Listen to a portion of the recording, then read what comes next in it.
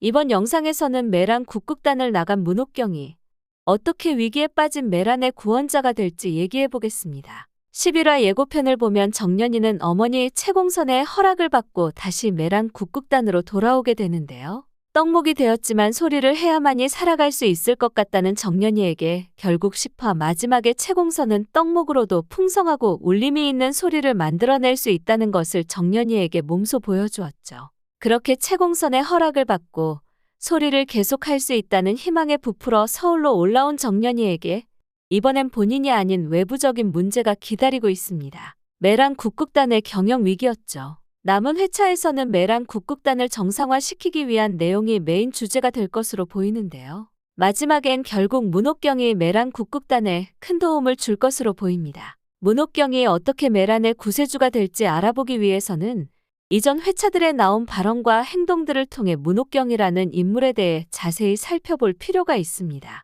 그동안 옥경이란 인물이 정년이를 대하는 모습을 보면 정이 많고 누구보다 따뜻한 사람으로 비춰졌죠. 하지만 10화에서 약속된 공연을 마무리하지 않고 도망치듯 메란을 떠나는 모습에 상당히 이기적인 배신자 느낌으로 비춰졌죠. 그런데 사실 잘 생각해보면 문옥경은 처음부터 끝까지 나름 일관된 태도를 보여온 인물이었습니다. 문옥경의 특징을 몇 가지로 나누어 그간 보여왔던 행동이나 발언을 통해 설명해 보겠습니다. 우선 첫 번째는 10화에서 메란을 박차고 나간 모습에서 보았듯 그 무엇보다 본인이 가장 중요한 사람입니다. 본인에게 이득이 되지 않으면 언제든 무엇이든 가차없이 버릴 수 있는 사람이죠. 이전에 서해랑과 문옥경이 나누던 대화에서 보면 그것을 잘 알 수 있는데요. 서해랑이 성장하며 치고 올라오는 정년이 영서, 주란이를 두고 걔들은 우리 경쟁 상대고 적이라 하죠. 여기서 문옥경은 걔들을 몰아내려 할수록 난 국극단에서 마음이 뜬다는 걸 알아도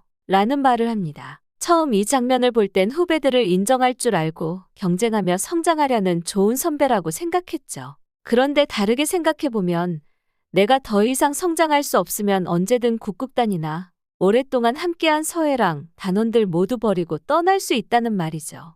그리고 본인을 가장 설레게 했던 정년이가 떡목이 되자 국극단을 미련 없이 떠나버린 것을 보면 확실하다고 봐야겠죠. 그리고 그간 정년이에게 애정을 보이고 잘해주었던 것도 빨리 성장해서 날 자극시켜봐 라는 관점이었지 무조건적인 호의는 아니었던 것으로 보입니다. 어쨌든 여러 장면들을 통해 본인의 이득이 최우선인 사람이라는 것을 알 수 있었죠. 문옥경의 두 번째 특징은 흐름을 잘 읽고 변화하는 상황을 빠르게 인지한다는 것입니다. 본인의 이득을 위해 무엇보다 중요한 능력을 갖추고 있는 것이라 볼 수 있죠. 문옥경이 바라본 메란 국극단은 현 상황에 안주하며 고여 썩어가는 중이었죠. 사람이든 공연 방식이든 변화가 필요하다고 느꼈던 것입니다. 변화가 없으니까 새로운 관객이 유입되지 않는 것이다 라고 서해랑에게 말했던 부분에서 옥경의 생각을 알 수 있었죠. 그리고 10화가 방영하기 전까지는 이런 문옥경의 생각과 대치하는 사람은 성장하는 후배들을 찍어 누르려는 서해랑뿐이라 생각했습니다. 그러나 10화에 나온 강소복 단장과의 대화에서 강 단장 역시 문옥경이 생각하기엔 변화를 두려워해 고여가는 인물 중 하나였다는 것을 알 수 있었죠. 영서에게 문옥경이 국극단을 떠날 것 같다는 말을 들은 강소복 단장은 공연을 준비하고 있는 옥경에게 이렇게 말했죠. 다음 공연은 뭐가 됐든 너가 원하는 공연으로 올려줄게. 번안극이든 창작극이든 뭐든 너가 원하는 걸로. 그러자 옥경은 그렇게 하면 관객들이 떨어질 텐데요. 관객 떨어지는 거 제일 싫어하시잖아요. 라고 답하죠. 이 대화를 통해 문옥경은 단원들뿐만 아니라 국극 자체에도 변화가 필요하다고 느껴왔고 그걸 강소복 단장에게 이전부터 어필을 해왔던 것으로 보입니다. 이렇게 보면 사실 문옥경이 메란 국극단을 떠난 것도 마냥 이기적이라고만 볼 순 없을 것 같습니다. 오랜 기간 변화가 필요하다는 요구를 해왔지만 받아들여지지 않아 다른 길을 택한 것이니까요. 이제부터 앞서 말한 문옥경의 두 가지 특징, 변화하는 흐름을 빠르게 인지한다는 점과 본인의 이득을 최우선시한다는 점을 통해 문옥경이 어떻게 메란 국극단을 위기에서 구원해줄 수 있을지 분석해 보겠습니다. 우선 메란이 위기에 빠진 이유는 문옥경이 그동안 생각했던 이유와 정확히 일치한다고 볼 수 있습니다. 여성 국극이 고여가고 있기에 새로운 관객이 유입되지 않고 있었고 메란을 제외한 다른 국극단은 이미 위기를 겪고 있었죠. 이 부분은 합동공연 전 다른 국극단장이 강소복 단장에게 요즘 국극단들 전부 힘들어요 라고 말했던 장면을 통해 알 수 있습니다. 그래서 수익 배분을 다시 정하자고 한 것이었죠. 그리고 고 부장이 돈을 들고 도망간 것도 메란이 위기에 빠지는 이유가 되기는 하지만 그건 시간을 앞당겨 온 것일 뿐 변화가 없이는 어차피 겪게 될 일이었습니다. 그런 상황에서 이전 시대의 슈퍼스타였던 문옥경과 서해랑이 메란을 떠나니 메란이 위기에 빠지는 것은 당연하다고 볼 수 있죠. 그동안 메란의 티켓팅 파워는 사실 옥경이로부터 나온 것이었으니까요. 그래서 새로운 인물이 없다는 것이 위기의 두 번째 이유라고 볼 수 있죠. 그러나 새로운 인물은 정년이, 영서,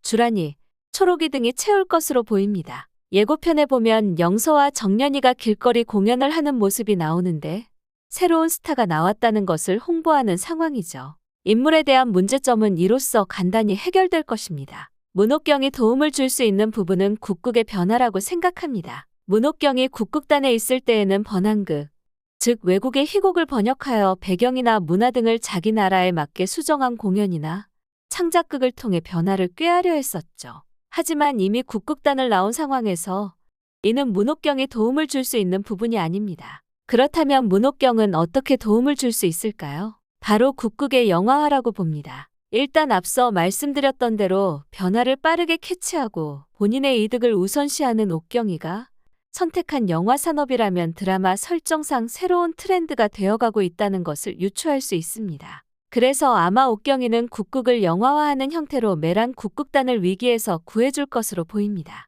국극이라는 무대 공연을 영화로 가져오는 것이죠. 마치 뮤지컬이라는 무대 공연이 영화화된 것처럼 말이죠. 새로운 트렌드인 영화에 국극을 접목시킨다면 투자자들을 모으기도 훨씬 쉬울 것입니다. 지금 당장 경영난에 허덕이는 메란에게는 새로운 투자자가 들어오는 것은 가장 좋은 상황인 거죠.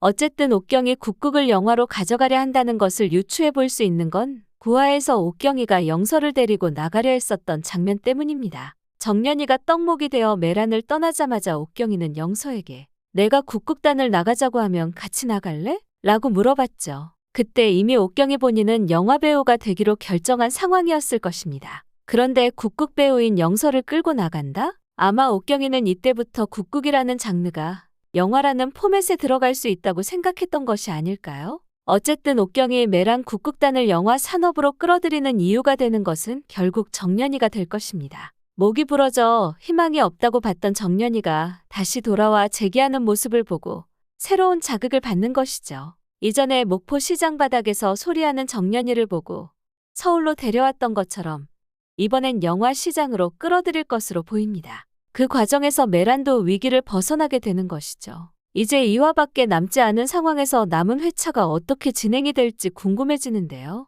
여러분의 생각도 댓글로 공유해주세요. 그리고 영상을 재밌게 보셨다면 구독과 좋아요도 부탁드립니다.